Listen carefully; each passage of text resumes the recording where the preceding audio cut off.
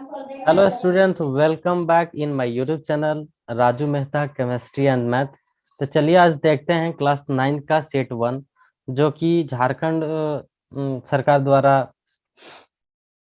दिया गया है। क्या है कि इसमें क्लास 9th का जो सब्जेक्ट गणित है, आज इसको करेंगे।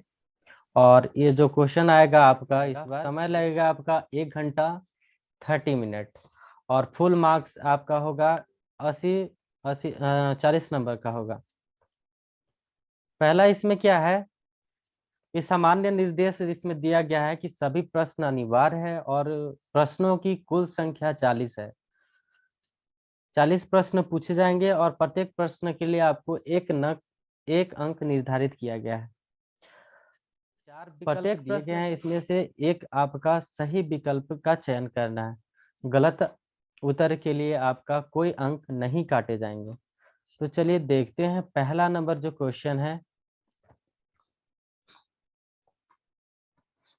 पहला नंबर क्वेश्चन है कि निम्नलिखित में से कौन सा परिमेय संख्या है। ऑप्शन दे दिया है 3, बी नंबर में 10√3, सी दे दिया है पाई और इनमें से डी नंबर इनमें से कोई नहीं। तो आपको पता होगा कि इसमें से पूछा कि परिमेय संख्या, तो परिमेय संख्या के बारे में जानना बहुत जरूरी है। तो परिमेय संख्या का डिफिनीशन होता है कि ये p/q के फॉर्म में होना चाहिए और इस जो p हो और p और q इंटीजर्स होना चाहिए यानी कि पूर्णांक, और q का वैल्यू 0 नहीं होना चाहिए।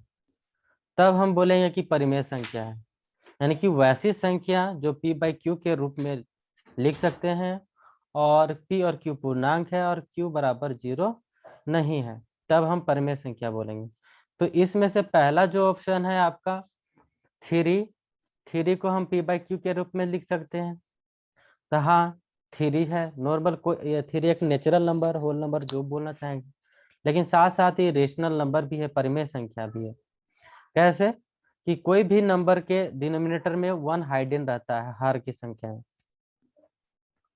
जैसे कि 3 है तो ये 1 हाइडन है, यानी कि 3/1 बोल सकते हैं। उसी तरह से और भी अदर नंबर अगर लेना चाहेंगे कि 9 परिमेय संख्या है तो हाँ हो जाएगा, क्योंकि इसके नीचे क्या है, मतलब कोई भी नंबर के नीचे 1 हाइडन रहता है तो बोल सकते हैं कि परिमेय संख्या है।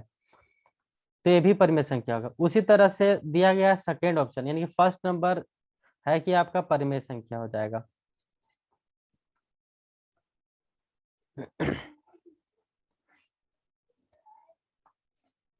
ऑप्शन ए हो जाएगा परिमेय संख्या, तो आगे देखने की जरूरी नहीं है। नेक्स्ट देखते हैं।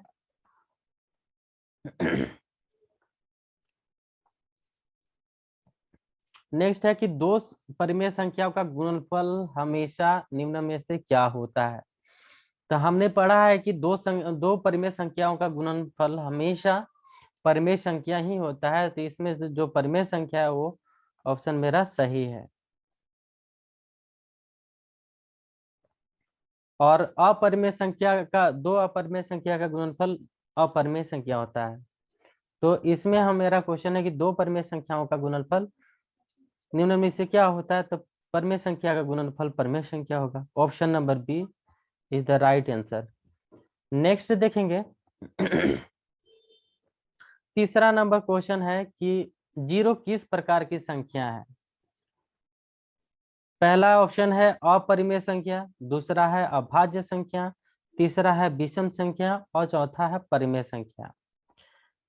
तो पहला अपरिमेय संख्या जो है, यानी जिसे p/q के फॉर्म में नहीं लिख सकते, यानी कि इरेशनल नंबर ये है। बी नंबर है अभाज्य संख्या, जिसको प्राइम नंबर बोलते हैं, अभाज्य संख्या। तीसरा विषम संख्या है, जिसको ऑड नंबर बोलते हैं, और चौथा परिमेय संख्या।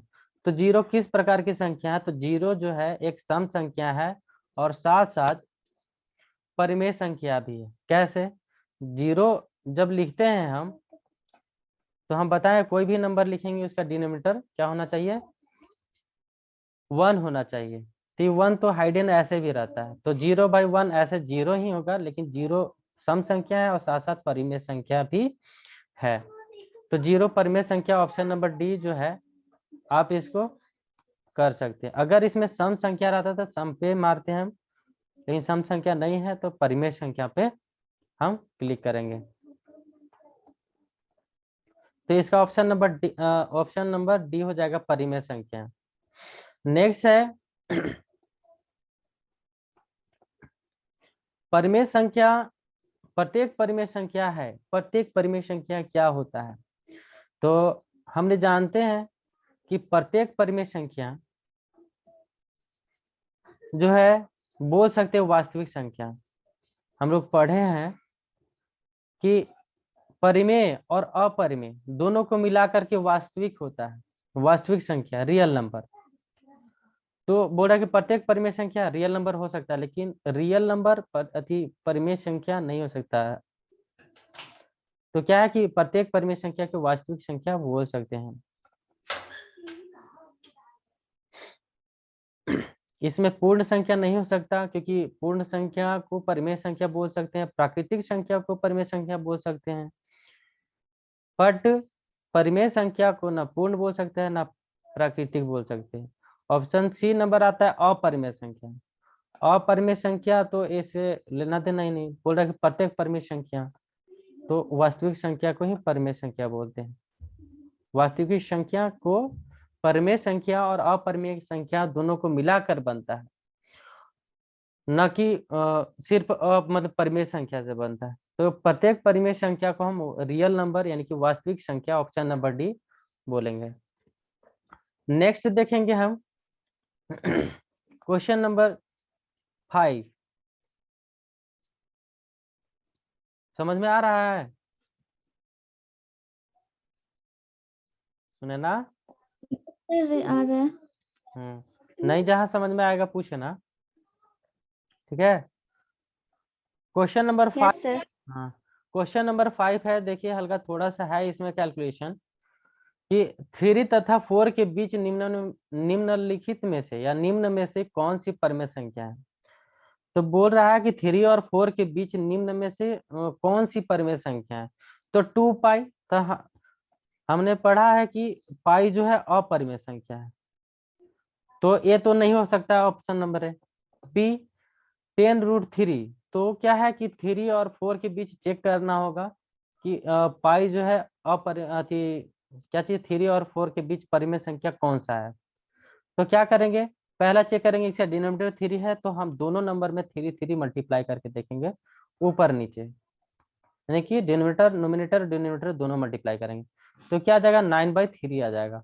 और नेक्स्ट क्या है, 4 है, तो 4 में भी नोमिनेटर और डिनोमिनेटर मतलब अंश और हर में दोनों में मल्टीप्लाई करेंगे तो आ जाएगा 12/3। अब देखेंगे इसके बीच का, तो 9/3 और 12/3 के बीच क्या आ जाएगा, 10/3, 11/3 आ जाएगा, ये दोनों आएगा। तो 10/3 मेरा ऑप्शन मिल गया, 10/3 ऑप्शन मिल गया। तो क्या कहेंगे कि 10/3 मेरा 3 और 4 के बीच परिमेय संख्या क्या है, 10/3 हो जाएगा। तो ऑप्शन नंबर जो बी है वो हो जाएगा मेरा 10/3।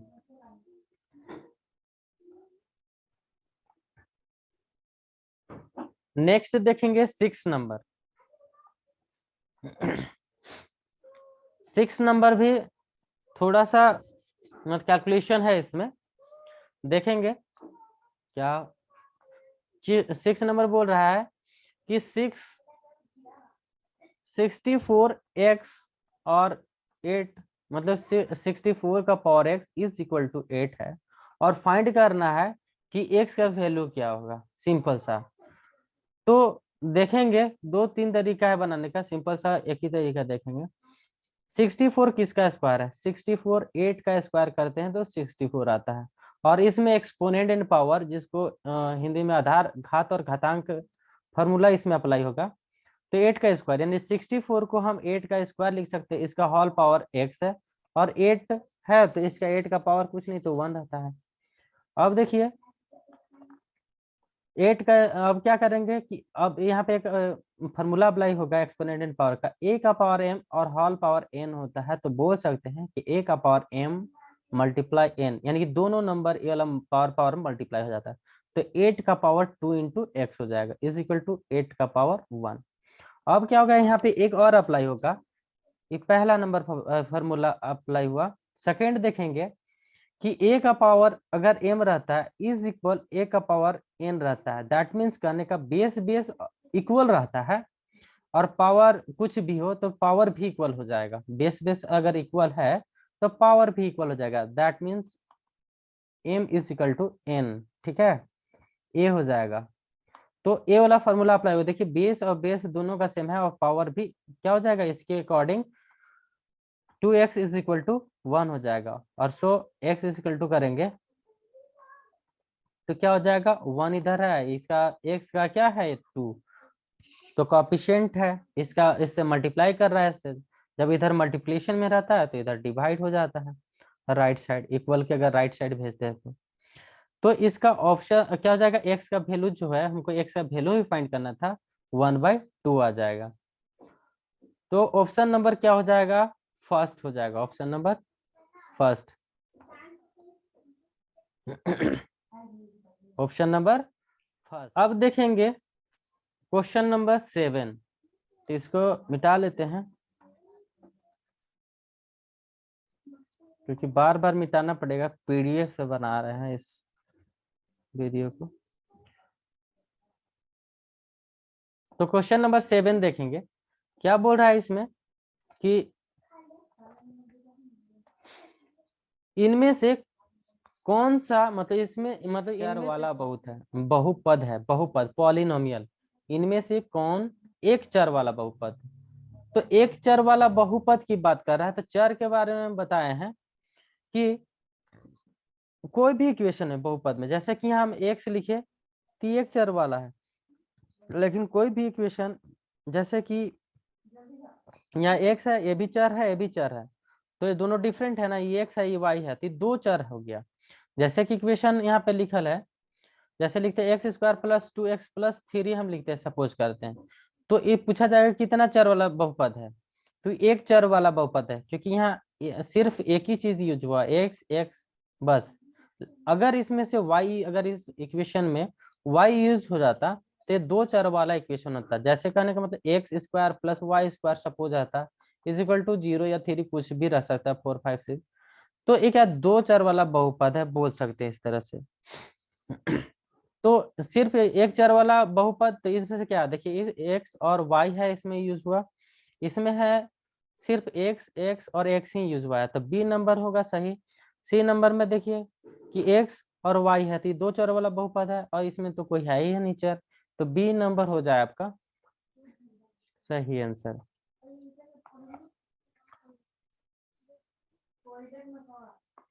अब इसको मिटा लेते हैं। नेक्स्ट देखेंगे 8 नंबर कि बहुपद का 2x + 6 का शून्यक कौन है।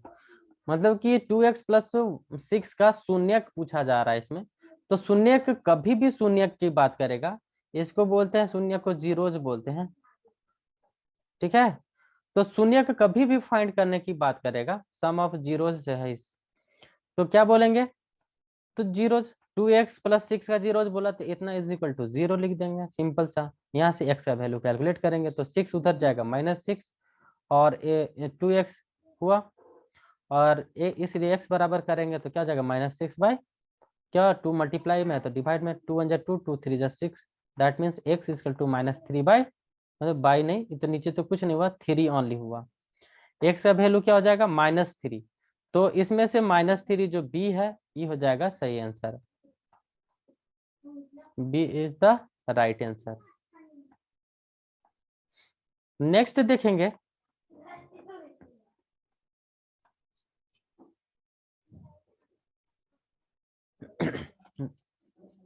नेक्स्ट देखेंगे कि बहुपद जो है x के पावर 4 -3x²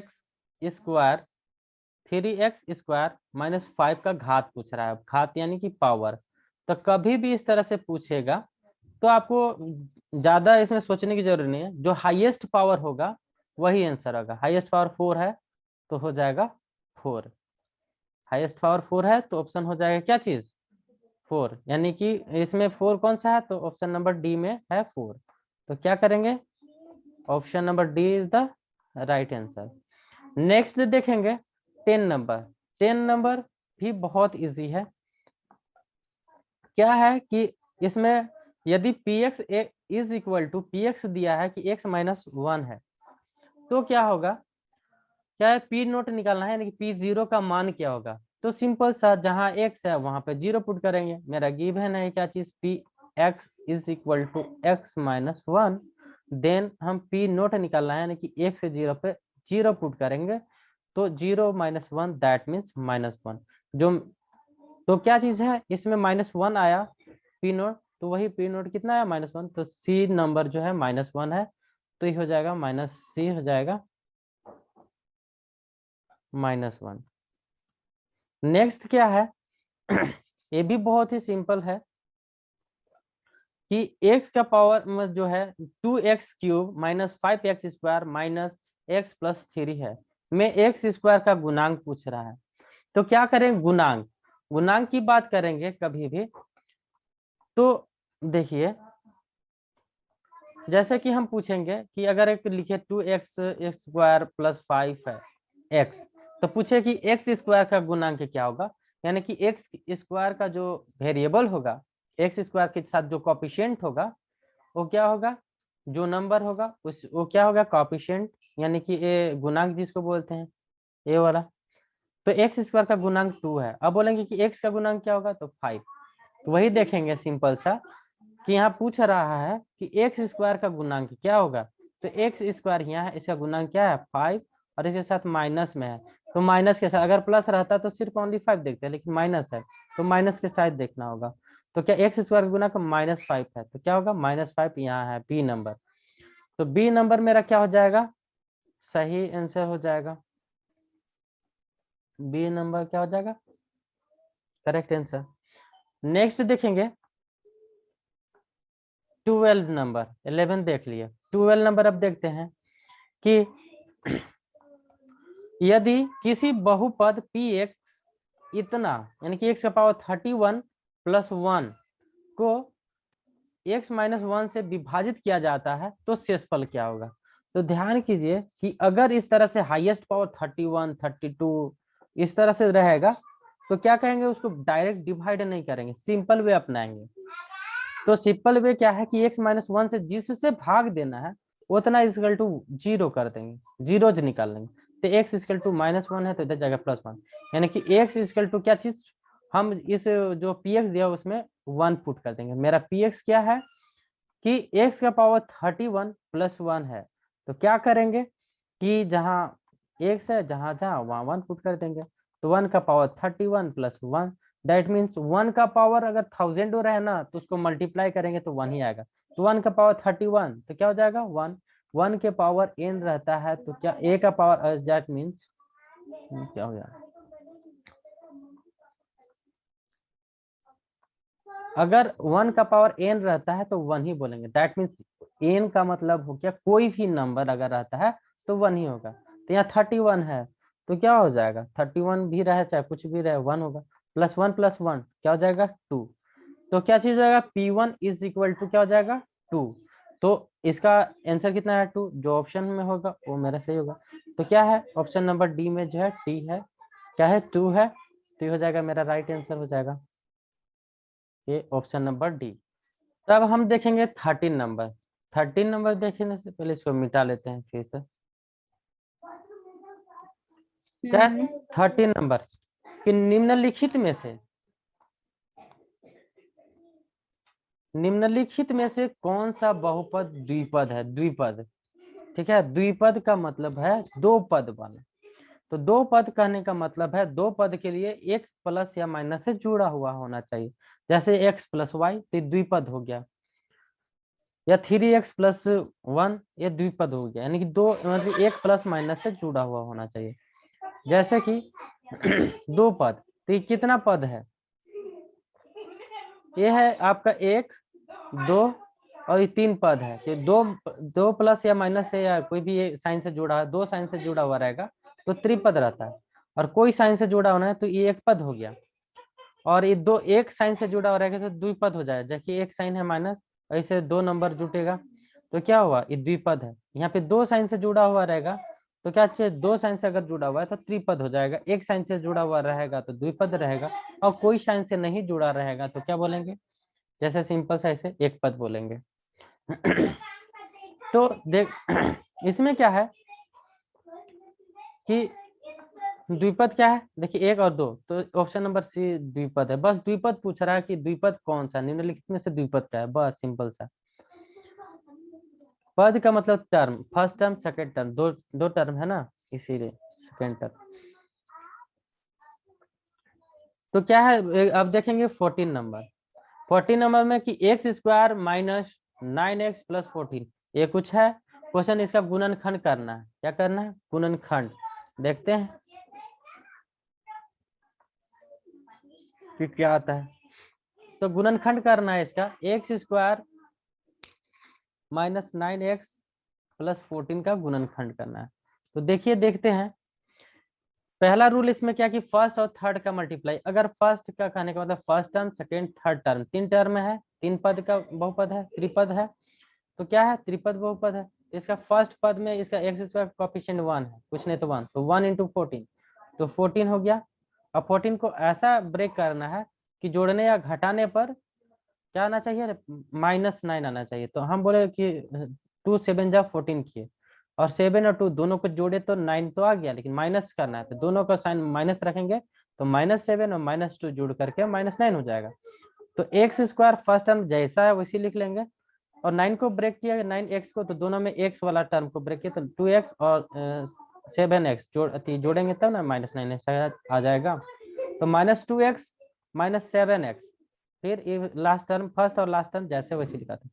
अब क्या करते हैं, दो दो में से कॉमन करते हैं, इसमें और इसमें से कॉमन होगा, ये दोनों में x कॉमन हो रहा है, यहाँ x बच गया, -2 बच गया।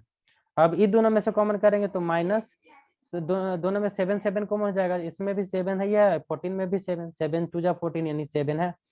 7 कॉमन करेंगे तो x, या माइनस कॉमन है तो ये प्लस जो है माइनस बन जाएगा क्योंकि माइनस कॉमन किए हैं, और 2 से x क्या हो जाएगा, 7 कॉमन किए तो 14 में से 7 चला जाएगा, मतलब कि 14 को क्या करते हैं ब्रेक, 2 इंटू 7, 7 ही चला गया तो 2 बचेगा, 7 2 जा 14 होता है 2। अब क्या करें, एक बार और इसको क्या करते हैं, कॉमन करते हैं, तो x-2 आएगा, तो हम सही चल रहे हैं इस कैलकुलेशन में। तो x-2 दोनों में आ रहा है, तो x-2 ये दोनों एक साइन से जुड़ा हुआ है ना, दोनों में से x-2 कॉमन के लिए, तो यहाँ बच गया x और यहाँ बच गया -7। तो ऑप्शन नंबर जो है कि x-2 और x-7, इसको अरेंज करके यहाँ ऑप्शन नंबर बी में दिखा रहा है, तो इसको अरेंज कर लेते हैं। x-7 को पहले दिखा रहा है, दोनों सही है, कोई दिक्कत नहीं है। x-2 इसको अरेंज कर दिया, यानी कि ऑप्शन नंबर बी हो जाएगा सही आंसर। ऑप्शन नंबर बी हो जाएगा राइट आंसर। तो देखेंगे कि इसको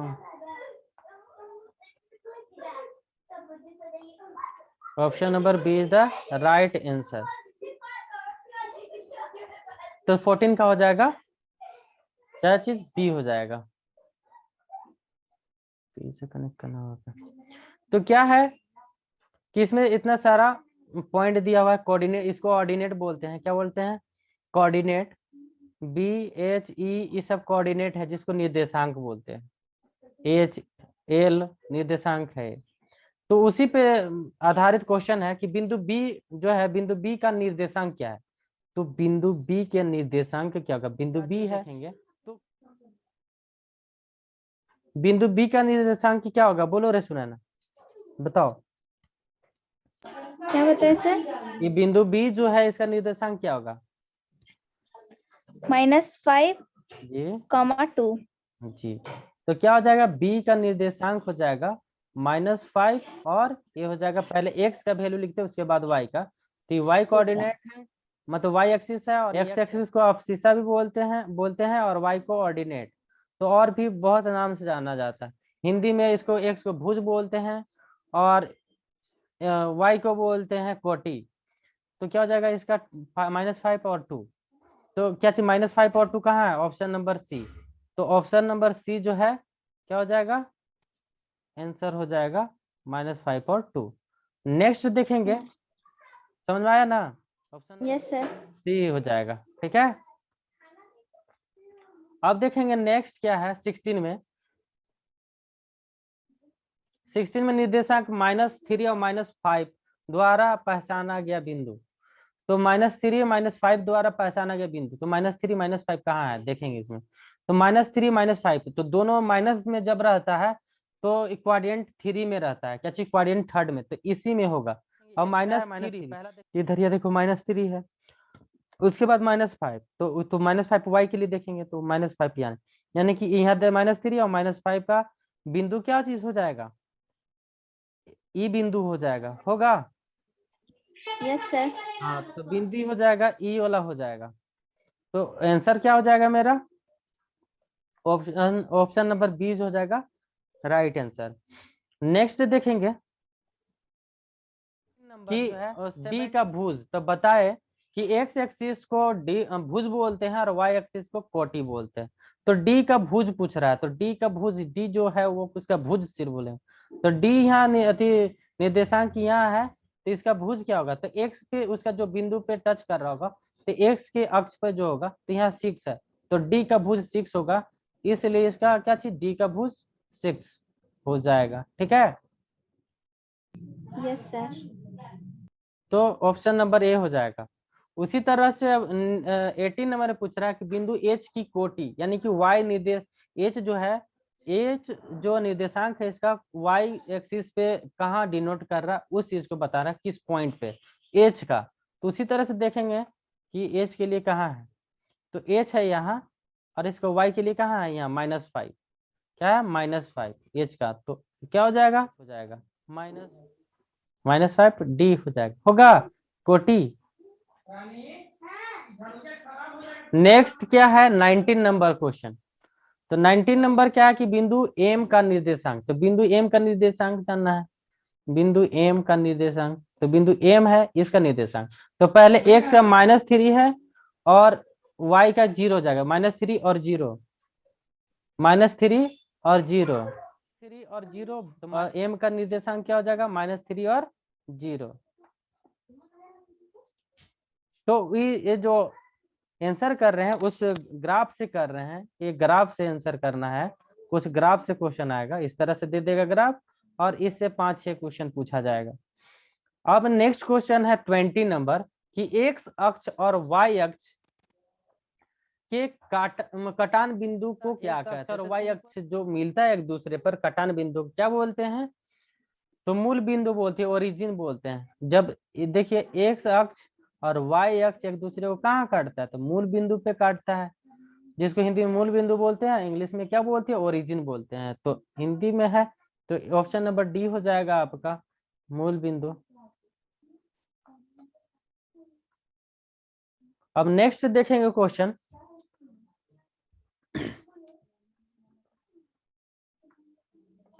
20 नंबर 1, क्या चीज 21 जो है, यानी कि 21st क्वेश्चन है, यदि जो है कि 2 और 0 रैखिक समीकरण का, अब देखिए उस ग्राफ से क्वेश्चन नहीं है, क्या है इक्वेशन दिया हुआ है और के का मान फाइंड करना है कि यदि 2 और 0 रैखिक समीकरण है, रैखिक समीकरण का मतलब है कि हाईएस्ट पावर 1 ही रहेगा, यानी कि 2 वेरिएबल का भी हो चाहे समीकरण, तो 2x + 3 y = k है का एक हल है, तो k का मान ज्ञात करना है।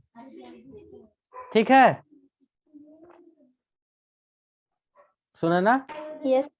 हाँ। इसका क्या होगा बोलो, हो पाएगा? देखो x जहाँ है वहाँ 2 पुट करेंगे और 0 जहाँ y है वहाँ 0 पुट करेंगे, तो देखो इक्वेशन का 2x + 3y = k है, जो कि पुट करेंगे तो मेरा k। अब बताओ कि x जहाँ है तो 2 × x के जगह पे 2 पुट करना है, और y जहाँ है तो 3 × y के जगह पे 0 पुट करेंगे, तो 0 कोई भी नंबर से मल्टीप्लाई होकर 0 बना देता है, तो 2 2 वाला हो गया 4, 2 2 हो गया 4, और ये हो गया 0, और ये हो जाएगा k, तो k = कितना हो जाएगा, 4 हो जाएगा, ए होगा।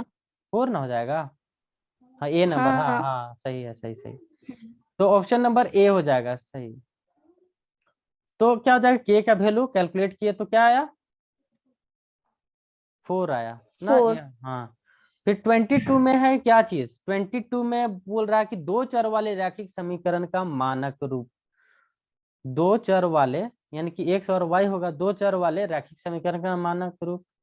तो देखिए दो चर वाले का मानक रूप क्या होता था, सिंपल सा छोटा रूप क्या होता है बोलो। तो ये सिंपल मानक रूप जो समीकरण होता है ये होता है कि a x plus b y plus c is equal to 0 होता है। ये क्या चीज, रैखिक समीकरण का क्या है, ये फॉर्मेट है, समीकरण है। कभी भी कोई पूछेगा कि रैखिक समीकरण का दो चर वाले का की करो समीकरण का लिखो, तो क्या बोलेंगे, x plus b y plus c is equal to 0, यानी कि ऑप्शन नंबर बी क्या हो जाएगा मेरा, सही हो जाएगा ना, राइट आंसर था।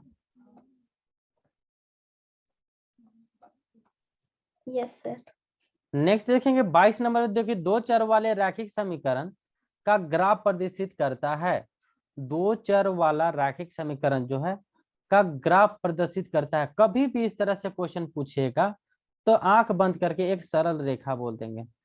दो चर वाला जो है रैखिक समीकरण का ग्राफ जो प्रदर्शित करता है, सरल रेखा बनाता है, न कि एक वक्र, न त्रिभुज, न परवलय, कुछ नहीं बनाता है, सिर्फ एक सरल रेखा। ठीक है, नेक्स्ट समझ में आया। यस सर, आ 20 गया। हाँ 24 में देखो एक्स का वैल्यू और वाई का वैल्यू दे दिया है, x equal to 5 y equal to 2। तो निम्नलिखित में से किस समीकरण का हल है, बस सिंपल सा, सभी में पुट कर करके देखें इक्वेशन में। तो सिंपल सा ऐसे ही माइंड में कैलकुलेट करें, एक जगह पे देखना है कि एक्स और अति दोनों को देखो। फर्स्ट में क्या कर रहा है कि इसमें 7 7 सभी का है राइट साइड वाला, यानी कि लेफ्ट साइड में पुट करेंगे ऐसा इक्वेशन, यानी कि दोनों एक्स और वाई का किससे भी ना जानना चाहिए। तो बताओ कि एक्स प्लस वाई दोनों को जोड़ते ही 7 आ जा रहा है, तो option C number is the right answer हो जाएगा। देखो एक्स प्लस वाई यानी कि 5 2 कितना 7 हो गया, तो 7 RHS आ गया। तो ये क्या चीज है, इसका हल सी नंबर हो जाएगा। अगर फर्स्ट में पुट करते हैं और 2 के बगल में फिर 2 पुट करें तो 5 2 कितना हो जाएगा, 5 और 2 2 4 9। तो क्या चीज है, 9 नहीं आया, तो हमको ना क्या आना चाहिए, 7 आना चाहिए। सभी का राइट साइड क्या है, 7 है। तो क्या है, एक्स और वाई का वैल्यू को जोड़ना है तो 7 आना चाहिए। तो उसी तरह से सोच करके किए तो सी नंबर आ जाएगा, कैलकुलेट करके देख लेना। 25 नंबर में है देखो, रैखिक समीकरण 2x plus 3y is equal to 12 का हल पूछ रहा है। यानी कि रैखिक समीकरण दिया है, इसका हल पूछ रहा है, तो x का वैल्यू और y का वैल्यू क्या इस पे रखेंगे कि 12 आ जाएगा। तो सिंपल सा है कि x का वैल्यू हम x की जगह पे 3 और y की जगह पे 2 पुट करेंगे, 6 प्लस 6 क्या हो जाएगा, 12 हो जाएगा। तो देखो 3 और 2, तो ये ऑप्शन नंबर सेकेंड हो जाएगा राइट आंसर। अगर हम करते हैं कि 2 की जगह पे 2 पुट करते हैं तो क्या है इसमें देखेंगे 25 नंबर क्वेश्चन में कि रैखिक समीकरण 2x plus 3y is equal to 12 है। यानी कि x और y की जगह पे ऐसा वैल्यू रखना है x और y का कि उसका सिर्फ का एक हल है, मतलब एक हल सिर्फ पूछ रहा है, एक सॉल्यूशन, वन सॉल्यूशन पूछ रहा है। तो ये मेरा इक्वेशन है, देखेंगे क्या है कि 2x plus 3y is equal to 12 है। यानी कि x is equal to first वाला पुट करते हैं ये 2 और इसके जगह पे क्या पुट करते हैं 3 फर्स्ट वाला। तो क्या 2 2 जा 4 और 3 3 जा 9 और 4 कितना हो जाएगा, 12 नहीं आएगा, 13 आ रहा है। तो हमको 12 लाना है। तो क्या सेकंड पॉइंट करेंगे कि x की जगह पे 3 और y की जगह पे 2। तो x की जगह पे 3 पुट करते हैं तो 3 2 जा 6 और y की जगह पे 2 पुट करते हैं 3 2 जा 6, 6 प्लस 6 हो जाएगा 12। यानी कि ऑप्शन नंबर बी हो जाएगा right answer, option number B हो जाएगा राइट आंसर। समझ में आया। Yes sir. अब नेक्स्ट देखेंगे 26 नंबर। तो 26 नंबर में क्या बोल रहा है कि यदि बिंदु क्या चीज 2 मतलब 2 x का वैल्यू 2 है और y का वैल्यू 3, यानी 2 और 3 है, तो x plus y is equal to k है। तो k द्वारा निरूपित जो है, के द्वारा जो निरूपित रेखा पर स्थित है, जो कि k का वैल्यू फाइंड करना है। क्या करना है कि x जगह पे 2 और y की जगह पे 3 पुट करना है। तो k की जगह पे यानी कि x plus y equal to k है, तो x का वैल्यू 2 और y का वैल्यू 3 है। तो 2 और 3 दोनों को रख देंगे और जोड़ देंगे तो 5 हो जाएगा, सिंपल सा 5। k इक्वल टू 5, यानी कि ऑप्शन नंबर डी हो जाएगा, इसमें कुछ है नहीं था। ठीक है, समझ में आया? Yes sir. इक्वेशन नंबर 27 है कि रैखिक समीकरण 4x, रैखिक समीकरण 4x plus 3y equal to 12 का एक क्या चीज आलेख x एक्सिस के किस बिंदु पर प्रतिच्छेद करेगा। 27 नंबर क्वेश्चन जो है, रैखिक समीकरण इतना का आलेख x जो है x अक्ष के किस बिंदु पर प्रतिच्छेद करेगा। सिंपल सा है कि देखेंगे कि अगर x बिंदु के किस मतलब x का वैल्यू जो है क्या आएगा, x जगह पे अगर पुट करते हैं इस समय से, क्या मेरा कोऑर्डिनेट दिया हुआ है। ठीक है, यानी कि क्वेश्चन है मेरा 4x plus 3y is equal to 12 है। अब पूछ रहा है कि x के किस बिंदु पर प्रतिच्छेद करेगा, x अक्ष पर क्या होगा, यानी कि x अक्ष पर कौन सा बिंदु पे मतलब कि रहेगा। तो बताओ कि अगर x का वैल्यू हम 2 पुट करते हैं, ठीक है, x का अगर मान लो x की जगह पे 4 पुट करते हैं, 4 है तो क्या हो जाएगा, 4 4 जा 16, और तो हमको x के लिए चाहिए सिंपल सा ना, तो x पे नहीं y का वैल्यू पुट करेंगे सिंपल सा, तो y का वैल्यू 0 पुट करेंगे तो x इक्वल टू क्या आ जाएगा बोलो, कि ये तो 0 पार्ट हो जाएगा ना, तो x equal to 12/4 that means 3। तो क्या जाए, x का वैल्यू 3 नहीं है 4 है, तो ये नहीं है सही। नेक्स्ट देखेंगे कि x का वैल्यू 0 और y का वैल्यू 6, तो हम y का वैल्यू 6 पुट करेंगे। ठीक है, y का वैल्यू को क्या करेंगे, पुट करेंगे। अगर मेरा x का वैल्यू 0 आ जाता है तो मेरा सही है, तो क्या करेंगे 4x, x का वैल्यू क्या चाहिए, y का वैल्यू 6 पुट करेंगे। ठीक है, चाहे x का वैल्यू को हम 0 पुट करेंगे तो मेरा क्या आ जाएगा, दोनों का वैल्यू एक साथ पुट नहीं कर सकते, क्योंकि हम एक्स निर्देश मतलब एक्स अक्ष के बिंदु पर प्रतिच्छेद करता है वो पूछ रहा है, यानी कि एक इस तरह से अथी है, कोऑर्डिनेट है, यानी कि ई एक्स एक्सिस होता है, इसी पर किस बिंदु पर एक जो पॉइंट है जो भी वो बन रहा है। तो एक्स का वैल्यू हम क्या चीज हम नहीं पुट करते, वाई का वैल्यू पुट करते हैं, क्योंकि हमको एक्स एक्सिस पर देखना है तो एक्स का वैल्यू निकालना है, तो वाई का वैल्यू 6 पुट कर करके देखेंगे। तो y का वैल्यू जब पुट करेंगे तो क्या हो जाएगा, 3 इंटू 6 इजकल टू 12, यानी कि 4x इज इक्वल टू 18 और उधर जाएगा माइनस, तो क्या हो जाएगा -12 माइनस 18 दैट मीन्स क्या चाहिए -6, और ये 4 से डिवाइड करेंगे x इजकल टू, तो क्या आ जाएगा -6/4। तो ये नहीं आ रहा, 0 आना चाहिए, तो 0 तो आ ही नहीं रहा। तो क्या करेंगे, दूसरा पुट करके देखेंगे इसी तरह से कि x निर्देशांक पे क्या आना चाहिए, ये y होता है ना। तो हम क्या करेंगे, y का वैल्यू अब 0 पुट करके देखेंगे, तो y का वैल्यू हम 0 पुट करते हैं, तो 0 पुट किए तो 3 आया था, याद है। इसमें 4x plus 3y is equal to 12, x का वैल्यू क्या है 0 पुट कर, अरे y का वैल्यू 0 पुट करते 0 टर्म हो जाएगा, और तो क्या हो जाएगा 4x इज इक्वल टू, ये तो 0 हो गया ना, 12 यानी कि x इज इक्वल टू क्या जाता है 3। तो x का वैल्यू 3 यानी कि इसमें 3 है, और y का वैल्यू 0 पुट किया तो 3 आया, 3 भी पुट करेंगे तो y का वैल्यू, यानी कि ये जो दिखाया है कि x का वैल्यू 3 यानी कि यहाँ पे मान लो 3 बनता है, y का 0 है, तो यहीं पे पॉइंट बना है, तो इस पॉइंट पे जो है क्या करेगा, अक्ष पर बिंदु प्रतिच्छेद करेगा, यानी कि ऑप्शन नंबर सी जो है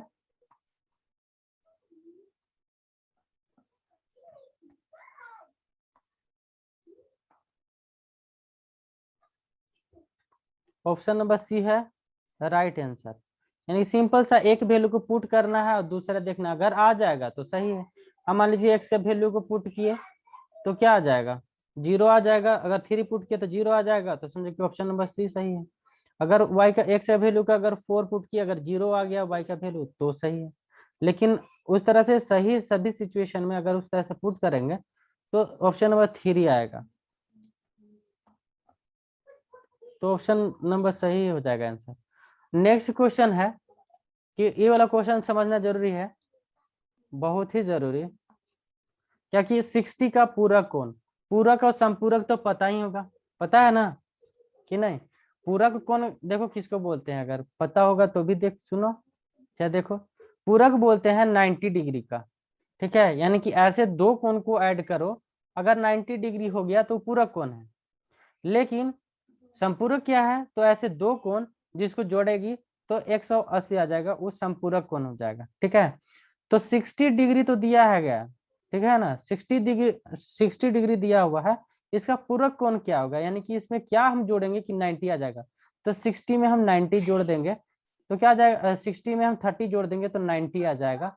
या तो सिंपल सा अगर इस तरह से क्वेश्चन आता है तो क्या करेंगे हम कि 60 मेरा पूरक दिया तो 90 में से हम 60 को घटा देंगे तो पूरक कौन आ जाएगा।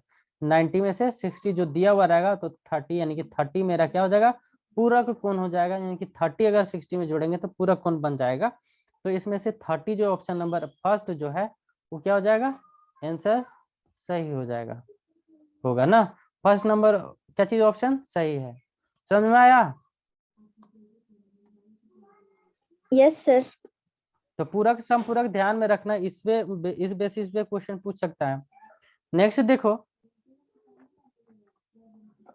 क्या है कि 29 नंबर क्वेश्चन,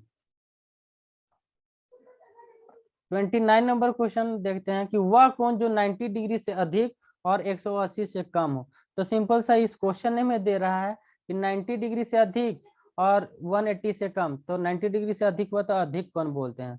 तो option number C is the right answer. Next देखेंगे, ठीक है, ये समझ में आया। यस सर, आ गया। 30 नंबर क्या है, 30 नंबर 30 नंबर देखो कि उस कोण की माप क्या है जो अपने पूरक कोण के आधे से क्या है 30 अधिक है। ये क्वेश्चन बहुत ही टफ है, बहुत ही कम ही लोग इस क्वेश्चन को बता पाएगा। देखो क्या है कि उस कोण की माप क्या है, बता रहा है उस कोण की माप क्या है जो पूरक कोण के आधे से 30 अधिक है। तो सिंपल सा हम पिछला 27 नंबर 28 नंबर क्वेश्चन पढ़े, 28 नंबर पढ़े थे ये वाला। देखो इसका 60 का 30 जो है पूरक कोण है, 6 यानी कि जोड़ने 30 जोड़ दिए तो 90 आ गया, यानी कि 30 इसका पूरक कोण है। तो यही बेसिस पे यहाँ पे देखना 30 नंबर। तो देखेंगे हम जानते हैं कि दो गो कोण यानी कि एक्स और वाई को जोड़ेंगे तो 90 डिग्री हो गया। तो इसमें हम एक्स का पूछेंगे कि एक्स का पूरा कोण क्या हो गया, वाई हो गया, ठीक है। इसको इक्वेशन 1 ले लेंगे और फिर उसी तरह से अब इसके क्वेश्चन को चलेंगे कि मतलब कि उस क्वेश्चन में यानी कि उनमें से आधे से क्या चीज अधिक है, 30 अधिक है। तो क्या बोल रहा है कि उस कोण की माप, तो उस कोण एक्स हो गया। अब बोल रहा है कि किसके बराबर है, तो उस कोण इज इक्वल टू क्या हो जाएगा कि कोण के आधे से, यानी कि जो पूरक कोण y है, y के आधे से क्या चीज कितना है, आधे से 30 अधिक है, 30 जोड़ दिए तो ये हो जाएगा क्या चीज, इक्वेशन नंबर 2 हो जाएगा, ठीक है, इक्वेशन से। अब इसी से हम तो हम क्या आधे से अधिक है तो उस कोण का माप यानी कि उस कोण यानी कि एक्स का वैल्यू हम निकालेंगे। समझ में आ रहा है यहाँ पे, इस क्वेश्चन को अच्छा से यस सर, आ रहा है। हाँ, तो एक से वैल्यू निकल जाएगा तो सिंपल सा।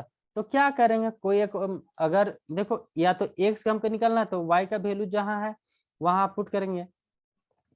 तो एक्स का वैल्यू पुट अति करके या तो एक्स और वाई का निकालो या तो सिंपल सा इस वाई को कैलकुलेट कर लो फ्रॉम वन से चलेंगे ना। तो क्या हो जाएगा, हमको एक्स कैलकुलेट करना है ना, तो सिंपल सा करेंगे, हमको एक्स कैलकुलेट करना है तो वाई इक्वल टू यहाँ कैलकुलेट करें तो वाई इक्वल टू क्या हो जाएगा 90 माइनस क्या हो जाएगा एक्स हो जाएगा। वाई इक्वल टू करेंगे तो इधर जाएगा तो इक्वेशन 3 हो जाएगा, क्या हो जाएगा इक्वेशन 3, ठीक है। तो हमको क्या करना है, तो हमको y को क्या करना है कि y यहाँ से कैलकुलेट कर लेंगे तो y equal to 90 minus x, या तो x इक्वल टू करेंगे तो y जाएगा तो उधर माइनस, हमको x फाइंड करना है ना, तो y का वैल्यू पुट करेंगे x कैलकुलेट हो जाएगा, ठीक है। तो देखो यहाँ पर हम पूरा इक्वेशन 2 में पुट करेंगे y का मान जो है, y का मान चाहे पुट लिख दे रहे हैं, putting the value of y in equation क्या चीज है सेकेंड, y का इन इक्वेशन सेकेंड में पुट करेंगे, यानी कि सेकेंड ई वाला में y का वैल्यू। तो क्या है कि x is equal to y by 2 है, तो y के जगह पे पुट करना है प्लस 30 डिग्री है। तो y कहाँ है, y के जगह पे 90 माइनस 90 माइनस एक्स पुट करना, अच्छा 90 माइनस क्या हो जाएगा y की जगह पे x, तो x पुट कर दिए बाई 2 प्लस 30। अब इसको कैलकुलेट करेंगे तो देखो क्या आ जाएगा, ये 90 देखो 90 बाई क्या चल जाएगा, ये जो 90 के लिए भी 2 है डिवाइड कर रहा है और x को भी 2 डिवाइड कर रहा है, तो क्या आ जाएगा x इज इक्वल टू क्या हो जाएगा 90/2 यानी कि 45 डिग्री, और फिर यहाँ माइनस x/2 तो क्या हो जाएगा, इसको सिंपल सा कर देंगे तो क्रॉस मल्टीपल भी कर सकते हैं यहाँ पे, ना तो इसी करो तो x/2 हो जाएगा, फिर प्लस 30। आपके x वाला एक साइड लाएंगे तो ये माइनस x/2 है तो इधर लाएंगे तो x प्लस x/2 हो जाएगा, और इधर हो जाएगा कितना 30 प्लस 45 हो जाएगा 75 हो जाएगा, क्या हो जाएगा 75 हो जाएगा ना। अब ये दोनों का कैलकुलेशन करेंगे तो 2 इसका देखो जब इस तरह से रहता है तो 2 1 जा 2 यानी 2x प्लस 1 यानी कि क्या हो जाएगा 3x बाई नीचे जो है 2 हो जाएगा और 75, ये दोनों का मल्टीप्लाई करेंगे तो क्या हो जाएगा 3x is equal to cross multiply, तो 70 यहाँ पे 1 है ना, तो 75 2 जा 150, that means so x equal to चलते हैं तो 150/3 हुआ, तो 3 से कट जाएगा, 3 बन जाते 3 3 5 15 और 0 का 0 यानी कि x इक्वल टू क्या आएगा मेरा 50 आएगा। तो यही वैल्यू हमको कैलकुलेट करना था, वह क्या चीज उस संख्या की माप क्या है, तो उस संख्या x है और इसका पूरा कोण को आधे से 30 अधिक है यानी कि उस कोण क्या है तो यही 50। तो option number D is the right answer, इसको मिटा ले रहे हैं, ऑप्शन इज डी हो जाएगा। नेक्स्ट देखेंगे 31, ये बहुत ही लंबा क्वेश्चन था, इसे शॉर्ट में भी कर सकते थे लेकिन हल्का लंबा करेगी अच्छा से समझ में आया, समझ में आया। यस सर आ गया। हाँ इस पे फोकस करना है इस टाइप का क्वेश्चन में।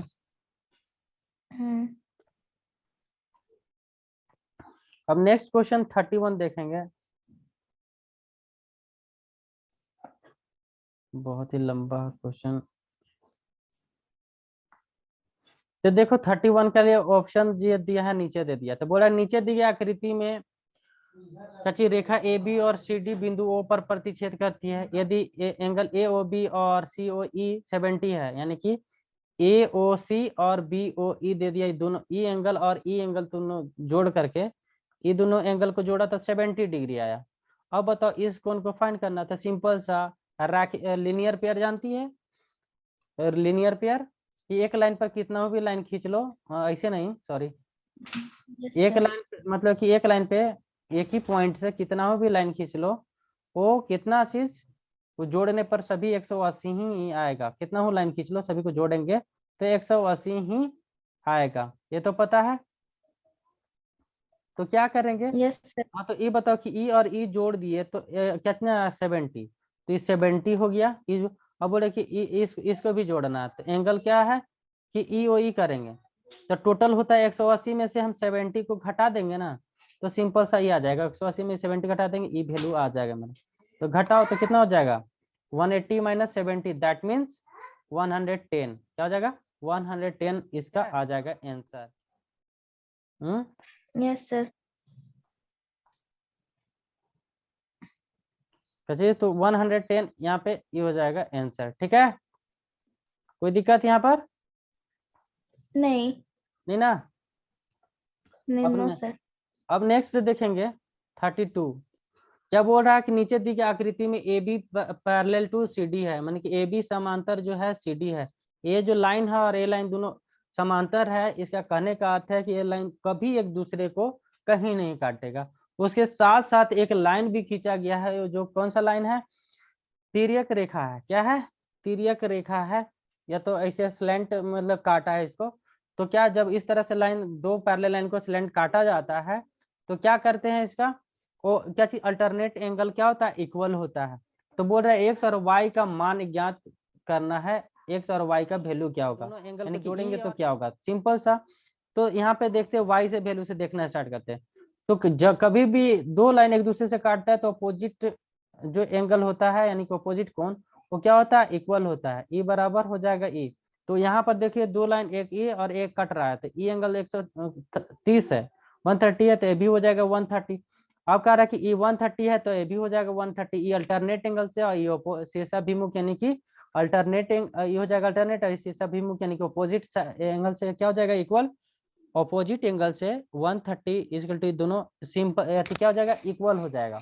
अब बताओ ये 130 है तो इस एंगल की जरूरत है एक्स का, तो क्या हो जाएगा, ये भी 130 हो जाएगा अल्टरनेट एंगल यानी कि एकांतर कोण से। ठीक है, अब दोनों का योग बोल रहा है, दोनों का योग देखो एक्स और वाई का, तो 130 260 हो जाएगा, 260 ऑप्शन नंबर डी हो जाएगा तुम्हारा सही आंसर। समझ में आया, ऑप्शन डी सही है। यस सर आया। हाँ, आया ना। Yes sir. हाँ देखो, अब नेक्स्ट देखते हैं, option number D is the right answer. और नेक्स्ट देखेंगे 30 क्या चीज 33 की त्रिभुज के तीनों कोणों का योग कितना होता है, सिंपल सा पढ़ता है, 5 4 5 6 7 8 में ही पढ़ी है कि 300 त्रिभुज के तीनों कोणों का योग 180 डिग्री होता है। तो ऑप्शन कौन सा जाएगा बोलो। बी। हाँ, अब देखेंगे 34 के किस क्या चीज बोला, किस त्रिभुज में अधिक से अधिक कितने कोण हो सकते हैं, बोला किसी त्रिभुज में अधिक से अधिक कितने हो सकते हैं कोण, मतलब कितने समकोण हो सकते हैं। तो समकोण कोई भी त्रिभुज बने, एक ही समकोण होता है कोई भी त्रिभुज में, तो एक ही यस होता है। सर। हाँ, तो एक ही समकोण, सी नंबर। हाँ कोई भी त्रिभुज बना लो, तो क्या हो जाएगा, एक सी नंबर। ठीक है, अब देखो 35 नंबर क्वेश्चन है कि a b is equal to q r और b c is equal to p r and c a is equal to p r, मतलब पी क्यू, इस तरह से है, तो कौन सा ट्रायंगल तुम्हारा कंग्रुएंस होगा। तो बोल रहा है कि उपरोक्त में से कोई नहीं बता रहा है, और इसमें क्या है कि ए बी सी कंग्रुएंस दिखा रहा है ट्रायंगल पी क्यू आर। तो देखो ए बी सी हो गया और पी क्यू, देखो क्यू आर है और यहाँ पे पी है, यानी कि पी क्यू आर दिखा रहा है। ठीक है, तो ऐसे ए बी सी करेंगे ना, ठीक है, तो क्या देखिए इसका एंगल क्या हो जाएगा, ए बी सी यानी कि क्यू आर, क्या हो जाएगा क्यू आर, अगर नहीं है तो क्या करेंगे, सिंपल सा एफ पी क्यू आर लिख देंगे ए ना, क्या लिखेंगे, ऑप्शन नंबर ए हो जाएगा। ऐसे ये भी हो सकता है लेकिन ऑप्शन नंबर ए सही होगा। ठीक है, ये क्या हो गया, yes sir. Option number A.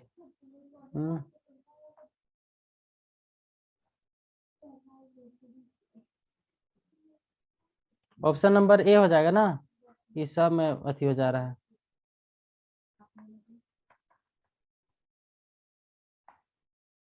देख रही है, ऑप्शन नंबर ए हो जाएगा। ठीक है ना। अब देखेंगे नेक्स्ट क्या है कि 36 क्वेश्चन में है, क्वेश्चन नंबर 36, निम्नलिखित में से कौन के सर्वांग क्षमता की कसौटी नहीं है। तो हम लोग सिंपल सा जानते हैं कि ए से एस पढ़े, ए एस ए पढ़ाए हैं, और ए से मतलब एस एस रूल पढ़ाए हैं, लेकिन ए मतलब एस एस ए जो है कसौटी में नहीं आता है।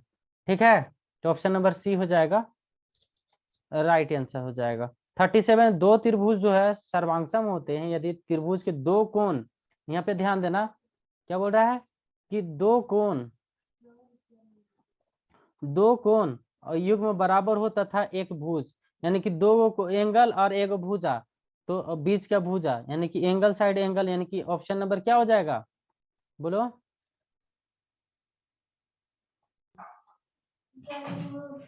Yes sir.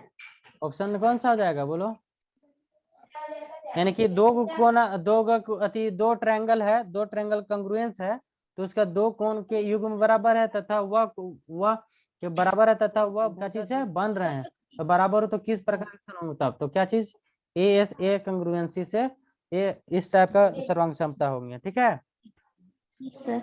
अब नेक्स्ट देखेंगे कि समबाहु त्रिभुज के प्रत्येक कोण कितने होते हैं। समबाहु मतलब सभी भुजा बराबर होते हैं, यानी कि त्रिभुज के 3 कोण होता है, तो तीनों कोण बराबर यानी कि 60 60 60, तीनों को जोड़ेंगे तो 180 आ जाएगा, सिंपल सा। तो 60 इसका एंगल जो है, ऑप्शन नंबर ए जो हो जाएगा इसका सही आंसर हो जाएगा। ठीक है, समबाहु मतलब सभी भुजा बराबर होते हैं ना? तो सभी भुजा बराबर में क्या थी, 60 60 60, मतलब कोण उसके भुजा भी बराबर और कोण भी बराबर होता है ना, तो 60 60 60 बनता है। नेक्स्ट देखेंगे, यस सर। अब दो क्वेश्चन बचल है ना, देखो इसमें क्या है कि यदि एक त्रिभुज दूसरे त्रिभुज की तीनों भुजाओं मतलब भुजाओं के बराबर हो। तो दोनों त्रिभुज सर्वसम समता होते हैं। बोलो क्या बोल रहा है कि यदि एक त्रिभुज की तीन भुजाएं, मतलब तीनों भुजाएं, बोल रहे हैं कि एक त्रिभुज की तीनों भुजाएं एक दूसरे कैसे तीनों भुजाएं दूसरे त्रिभुज की तीनों भुजाएं के बराबर है, यानी कि साइड साइड साइड, भुजा भुजा भुजा, यानी कि एस एस रूल नियम से सर्वांगसम हो जाएगा दोनों त्रिभुज। ठीक है, यस सर। अब यस देखो सर। 40 नंबर क्वेश्चन आकृति में दिया गया है कि बी ओ सी, बहुत सिंपल क्वेश्चन है। देखो यहाँ पे कौन सा बताते हैं। जैसे देखो 40 नंबर अच्छा से देखना कि आकृति में बी ओ सी, ठीक है, बीओसी मतलब त्रिभुज बीओसी इस त्रिभुज की बात कर रहा है, और ए ओ डी इस त्रिभुज की बात कर रहा है। किस नियम को, अच्छे सर्वांग समता के किस नियम को सर्वांगसम है? तो क्या बोलेंगे, सिंपल सा, एक तो देखो इसमें एक साइड दिया हुआ है और एक 90 डिग्री दिया है, तो एक साइड और 90 डिग्री दिया हुआ रहेगा, तो ये आरएचएस का रूल है। तो ऑप्शन नंबर क्या हो जाएगा, बोलो, आरएचएस, ऑप्शन नंबर सी जो हो जाएगा सही आंसर होगा। कभी भी जब दो ट्रायंगल है, दोनों ट्रायंगल और एक भुजा बराबर दिखा रहा है और एक कोण दिखा रहा है 90 डिग्री का, ये कोण दिखा रहा है और एक क्या दिखा रहा है, भुजा इक्वल दिखा रहा है।